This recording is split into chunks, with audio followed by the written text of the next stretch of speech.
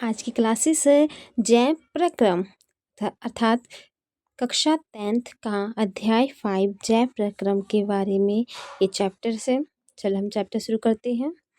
हम जैव संजीव और अजैव निर्मित में एक कैसे अंतर स्पष्ट करते हैं, अर्थात संजीव और निर्जीव में हम कैसे अंतर स्पष्ट करते हैं। यदि हम कुत्ते को दौड़ते हुए देखते हैं या गाय को जुगाली करते हुए या गली में एक इंसान को जोर से चीखते हुए देखते हैं तो हम समझ जाते हैं कि ये सजीव है, अर्थात जो सांस ले सकता है वो सजीव है। यदि कुत्ता, गाय, इंसान सो रहे हैं तो क्या अब भी हम यही सोचेंगे कि यह सजीव है? लेकिन हम यह कैसे जानेंगे? हम उन्हें सांस लेते देखते हैं और जान लेते हैं कि वह सजीव है। पौधों के बारे में हम कैसे जानेंगे? अर्थात इसमें बताया गया सजीव वो होते हैं, सजीव प्राणी वो होते हैं जो सांस ले सकते हैं, तो उन्हें सजीव कहते हो। जो सांस नहीं लेते ये निर्जीव होते हैं। तो आइए हम विस्तार पूर्वक इसके बारे में पढ़ते हैं। लेकिन हम यह कैसे जानेंगे कि हम उन्हें सांस लेते देखते हैं और जान लेते हैं कि वह सजीव है। पौधे के बारे में हम कैसे जानेंगे कि वह सजीव है? हम में से कुछ कहेंगे कि वह हरे दिखते हैं, लेकिन उन पौधों के बारे में क्या कहेंगे जिनकी पत्तियां हरी ना होकर अन्य रंग की होती हैं? वह समय के साथ वृद्धि करते हैं, अतः हम कह सकते हैं कि वह सजीव है। दूसरे शब्दों में हम सजीव के सामान्य प्रमाण के तौर पर कुछ गतियों पर विचार करते हैं। ये गतियाँ वृद्धि संबंधित या अन्य हो सकती है, लेकिन वह पौधा भी सजीव है जिसमें वृद्धि परिलक्षित नहीं होती, अर्थात जिसमें वृद्धि परिलक्षित नहीं होती वो भी सजीव होती है। कुछ जंतु सांस लेते हैं परंतु जिनमें गति स्पष्ट रूप से नहीं दिखाई देती वह भी सजीव होती है। मतलब सांस तो लेती है लेकिन उसमें गति नहीं होती, लेकिन वो भी सजीव प्राणी में ही आते हैं। अतः दिखाई देने वाली गति जीवन के परिभाषित लक्ष्यों के लिए पर्याप्त नहीं है। अति सूक्ष्म स्केल पर होने वाली गतियाँ आँखों से दिखाई नहीं देती। उदाहरण के लिए मतलब कि ऐसी बहुत सी गतियाँ हैं जो हमें अपनी आँखों से नहीं दिखाई देती है। अणुओं की गतियाँ यह अदृश्य आणविक गति जीवन के लिए आवश्यक है? बताए अणु होते ही अंदर ही अंदर गति करते हैं, ये हमें आँखों से भी नहीं दिखाई देंगे। इसलिए बोला गया है क्या गति जीवन के लिए आवश्यक है? पूछा गया है। यदि हम यह प्रश्न किसी व्यावसायिक जीव विज्ञान से करें तो उसका उत्तर सकारात्मक होगा। वास्तव में विषाणु के अंदर आणविक गति तब तक वह किसी कोशिकाओं को संक्रमित नहीं होती। अतः इसी कारण यह विवाद बना हुआ है कि वह वास्तव में सजीव है या नहीं। जीवन के लिए आणविक गतियों क्यों आवश्यक है? जीवन के लिए आणविक गतियाँ क्यों आवश्यक है? पूर्व कक्षाओं में हम देख चुके हैं कि सजीव की संरचना सुसंगठित होती है। उनमें उत्तक हो सकते हैं, उत्तकों में कोशिकाएं होती हैं, कोशिकाओं में छोटे घटक होते हैं। सजीव की यह संगठित सुव्यवस्थित संरचना समय के साथ साथ पर्यावरण के प्रवाह के कारण विघटित होने लगती है। यदि यह व्यवस्था टूटती है तो जीव और अधिक समय तक जीवित नहीं रह पाएगा।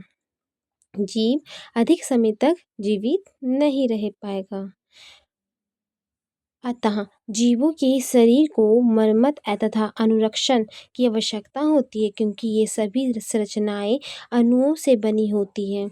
अर्थात जितनी भी संरचनाएं होती है जिनमें अणुओं से ही बनती, छोटे से अणु से ही बनते हैं। अणु से उत्तक का निर्माण होता है, उत्तक से अंग का निर्माण होता है, कोशिकाओं से उत्तक का निर्माण होता है, उत्तक से अंग का निर्माण होता है, अंग से शरीर बनता है। तो ये संरचनाएं हैं। तो अणु पूछा गया, इसमें अणु क्या नहीं बोला गया क्योंकि ये सभी संरचनाएं अणुओं से बनी होती, अतः उन्हें अणुओं को लगाकर गतिशील बनाए रखना चाहिए। सजीवों में अनुरक्षण प्रक्रम कौन से है? आइए खोजते हैं। अब यहाँ पे बताया गया है कि जैव प्रक्रम क्या है। जैव प्रक्रम क्या है? जीवों का अनुरक्षण कार्य निरंतर होना चाहिए। जीवों का अनुरक्षण कार्य नियंत्रण होना चाहिए, निरंतर होना चाहिए। यह उस समय भी चलता रहता है जब वह कोई विशेष कार्य नहीं करते। अर्थात उसमें जो जीवों के अंदर नियंत्रण होना चाहिए, अनुरक्षण, यह उस समय भी चलता रहता है जब वह कोई विशेष कार्य नहीं करते। जब हम सो रहे होते हैं तब भी हमारे शरीर में कुछ ना कुछ एक्टिविटी होते ही रहता है। अतः कक्षा में बैठे हो उस समय भी यह अनुरक्षण का काम चलता रहता है। वह सभी प्रक्रम जो सम्मिलित रूप से अनुरक्षण का कार्य करते हैं जैव प्रक्रम कहते हैं। अर्थात जैव प्रक्रम क्या है? जैव प्रक्रम ये है कि हमारे शरीर हो गया या कुछ भी हो गया, यह स्थिर ही क्यों ना हो, लेकिन उसमें निरंतर अनुरक्षण का कार्य होता रहता है। मतलब कुछ ना कुछ एक्टिविटी होती रहती है। जैसे हम अपना ही मान लेते हैं, हम सोए रहते हैं तो हमारे शरीर में कितने सारे कार्य, जैसे हृदय हृदय हमेशा धड़कते ही रहता है और पाचन क्रिया भी मतलब होता ही रहता है। मतलब कुछ ना कुछ हमारे शरीर में बदलाव या अनुरक्षण कार्य मतलब होते ही रहते हैं। क्योंकि क्षति या टूट फूट रोकने के लिए अनुरक्षण प्रक्रम की आवश्यकता होती है। अनुरक्षक प्रक्रम की आवश्यकता, अतः इसके लिए उन्हें ऊर्जा की आवश्यकता होती है और यह ऊर्जा एकल जीव के शरीर के बाहर से आती है। कहाँ से आती है? एकल जीव के शरीर से के बाहर से आती है। अतः उन्हें ऊर्जा की आवश्यकता होती है और यह एकल जीव के शरीर के बाहर से आती है। इसलिए ऊर्जा के स्रोत का बाहर से जीव के शरीर में स्थानांतरण के लिए कोई प्रक्रम होना चाहिए, मतलब कई प्रक्रम होना चाहिए। इन ऊर्जा के स्रोत को हम भोजन शरीर के अंदर लेने के प्रक्रम को पोषण कहते हैं। अर्थात ऊर्जा के स्रोत को हम भोजन शरीर के अंदर लेने के प्रक्रम को पोषण कहते हैं। अर्थात जो हम भोजन खाते हैं, जिन जिन माध्यमों से हम ऊर्जा के स्रोत लेते हैं, जैसे भोजन के ही माध्यम से लेते हैं, हम भोजन खाते हैं जिसके कारण हमें ऊर्जा मिलती है, मतलब शरीर में पोषण मिलता है और ऊर्जा शक्ति मिलती है, तो हम फुर्तीले से कोई भी काम कर सकते हैं। शरीर के अंदर लेने के प्रक्रम को पोषण कहते हैं। यदि जीव में शारीरिक वृद्धि होती है, जीव के शारीरिक वृद्धि होती है, तो इसके लिए उसे बाहर से अतिरिक्त कच्ची सामग्री की आवश्यकता होती है। अर्थात जीव में शारीरिक वृद्धि होती है, अर्थात उसकी शारीरिक वृद्धि हो रही है तो उसके लिए उसे अतिरिक्त कच्ची सामग्री की आवश्यकता होती है। क्योंकि पृथ्वी पर जीवन कार्बन आधारित अणुओं पर निर्भर है। अर्थात पृथ्वी पर जीवन कार्बन आधारित अणुओं पर निर्भर है।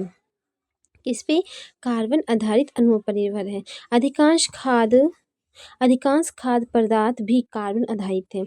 जो अधिकांश खाद्य पदार्थ है वो भी कार्बन आधारित है। ओके, कार्बन आधारित है।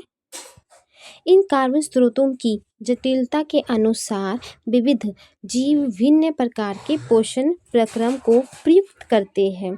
क्योंकि पर्यावरण किसी एक जीव के नियंत्रण में नहीं है, अतः ऊर्जा के ये ब्रह्म स्रोत विविध प्रकार के हो सकते हैं। जो ऊर्जा के ये ब्रह्म स्रोत है विभिन्न प्रकार के हो सकते हैं।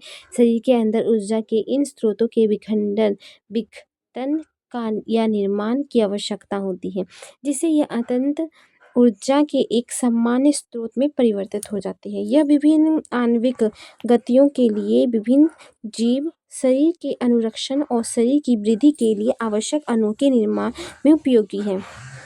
इसके लिए शरीर के अंदर रासायनिक क्रियाओं की एक श्रृंखला की आवश्यकता है। उपचयन अपचयन विभिन्न अणुओं के विखंडन की कुछ सामान्य रासायनिक युक्तियां हैं। उपचयन होता है और अपचयन होता है। अभिक्रिया अणुओं के विघटन की कुछ सामान्य रासायनिक युक्ति है। इसके लिए बहुत से जीव शरीर के बाहरी स्रोत से ऑक्सीजन प्रयुक्त करते हैं। शरीर के बाहर से ऑक्सीजन को ग्रहण करना कोशिकीय आवश्यकताओं के अनुसार खास स्रोतों के विखंडन में उसका उपयोग श्वसन कहलाता है। अर्थात हमें देख लीजिए, हम बाहर से ऑक्सीजन लेते हैं और कार्बन डाइऑक्साइड छोड़ते हैं, तो इसे श्वसन कहते हैं। एक या एक से कोशिकीय जीव की पूरी सतह पर्यावरण के संपर्क में रहती है। मतलब एक या एक कोशिका जीव की पूरी सतह पर्यावरण के संपर्क में रहती है, अतः इन्हें भोजन ग्रहण करने के लिए, गैसों का आदान प्रदान करने के लिए, वर्ज्य पदार्थ का निष्कासन के लिए किसी विशेष अंग की आवश्यकता होती है। आपको पता है कि हमारे शरीर में हर एक अंग का अपना अपना कार्य होता है। पाचन तंत्र का पाचन क्रिया में महत्वपूर्ण योगदान है, निसर्जन का निष्कासन, ये सब मतलब हर अंग का एक अलग अलग कार्य है, तो ये बताया गया है। लेकिन जब जीव के शरीर का आकार बढ़ता है, मतलब उसका आकार बढ़ता है तथा शारीरिक अभिकल्प अधिक जटिल हो जाता है, जो विकल्प है अधिक जटिल हो जाता है, जैसे जैसे उसका शरीर बढ़ता है, जो ये अभिक्रिया करने वाला है बहुत जटिल होता जाता है। अब तब क्या होता है, बहुकोशिकीय जीव में सभी कोशिकाएं अपने आसपास के पर्यावरण से सीधा संपर्क में नहीं रह सकती, अतः साधारण विसरण सभी कोशिकाओं की आवश्यकताओं की पूर्ति नहीं कर सकते हैं। हम पहले ही देख चुके हैं कि बहुकोशिकीय जीवों में विभिन्न कार्यों को करने के लिए भिन्न भिन्न अंग विशिष्टीकृत हो जाते हैं। हम इन विशिष्टीकृत ऊतकों से तथा जीव के शरीर में उनके संगठन से परिचित हैं, अतः इसमें कोई आश्चर्य नहीं कि भोजन ऑक्सीजन का अंतग्रहण भी विशिष्टीकृत ऊतकों का कार्य है, परंतु इससे एक सामान्य पैदा होती है।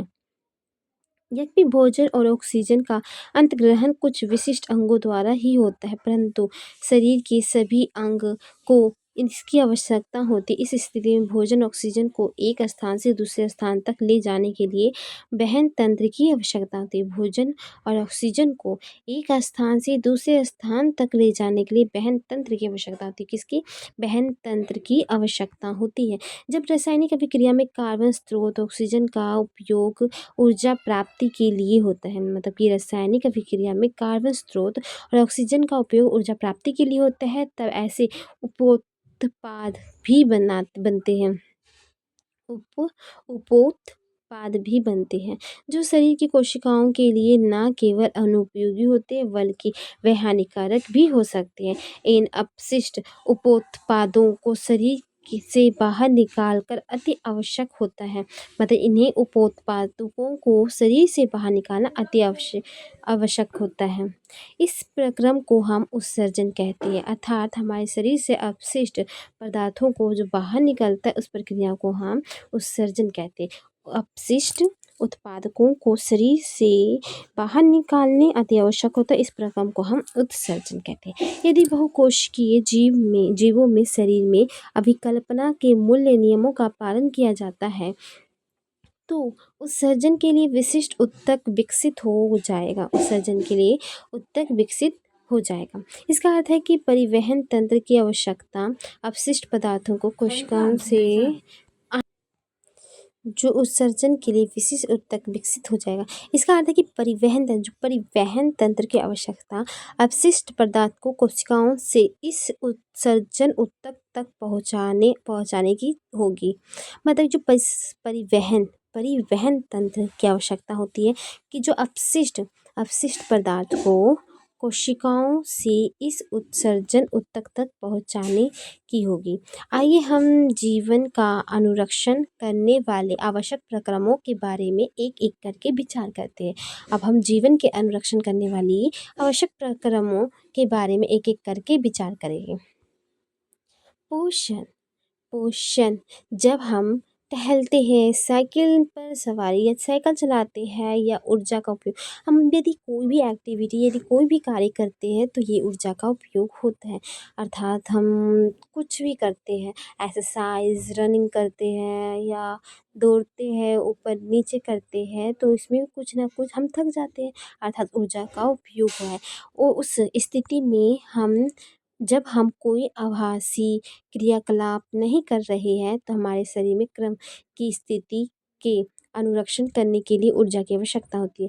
वृद्धि, विकार, प्रोटीन संश्लेषण आदि में हमें बाहर से भी पदार्थ की आवश्यकता होती है। यह ऊर्जा के स्रोत पदार्थ जो हम खाते हैं वह भोजन है। हम खाते हैं, ऊर्जा के स्रोत पदार्थ जो हम खाते हैं वो भोजन है। सजीव अपनी भोजन कैसे प्राप्त करते हैं? अब बताया गया है उनकी संजीव होते हैं जो मतलब सजीव होते हैं जो सांस लेते हैं, वो अपना भोजन कैसे प्राप्त करते हैं? सजीव अपना भोजन कैसे प्राप्त करते हैं? सभी जीवों में ऊर्जा पदार्थ की सामान्य आवश्यकता समान है। सभी जीवों में ऊर्जा और पदार्थ की सामान्य आवश्यकता समान है, लेकिन इसकी आपूर्ति भिन्न विधियों से होती है। अतः सभी जीवों में ऊर्जा और पदार्थ का सामान्य आवश्यकता समान है, लेकिन उनकी आपूर्ति भिन्न भिन्न विधियों से होती है। कुछ जीव अकार्बनिक स्रोतों से कार्बन डाइऑक्साइड जल के रूप में सरल पदार्थ प्राप्त करते हैं, अर्थात कुछ जीव हैं कि कार्बन डाइऑक्साइड तथा जल के रूप में सरल पदार्थ को प्राप्त करते हैं तथा कार्बन डाइऑक्साइड और जल के रूप में सरल पदार्थ प्राप्त करते हैं। ये जीव स्वपोषी होते हैं, जो अपना पोषण स्वयं पोषी का मतलब है जो अपना पोषण स्वयं बनाते हैं, जैसे पेड़ पौधे कार्बन डाइऑक्साइड लेते हैं, जल के रूप में सरल पदार्थ प्राप्त करते हैं, सरल पदार्थ प्राप्त करते हैं। ये स्वयंजीवी होते हैं, जिनमें सभी हरे पौधे कुछ जीवाणु हैं, हरे पौधे हैं और जीवाणु हैं। अन्य जीव जटिल पदार्थों का उपयोग करते हैं, अर्थात जटिल पदार्थों का उपयोग करते हैं। यह कार्बन स्रोत से प्राप्त होते हैं और ये जटिल पदार्थों का उपयोग करते हैं। इन जटिल पदार्थों को सरल पदार्थों में खंडित करना अनिवार्य है। जटिल पदार्थों को सरल पदार्थों में खंडित करना अनिवार्य है, ताकि जीव की संरक्षण तथा वृद्धि में प्रयुक्त हो सके। इसे प्राप्त करने के लिए जीव जैव उत्प्रेरक का उपयोग करते। किसका?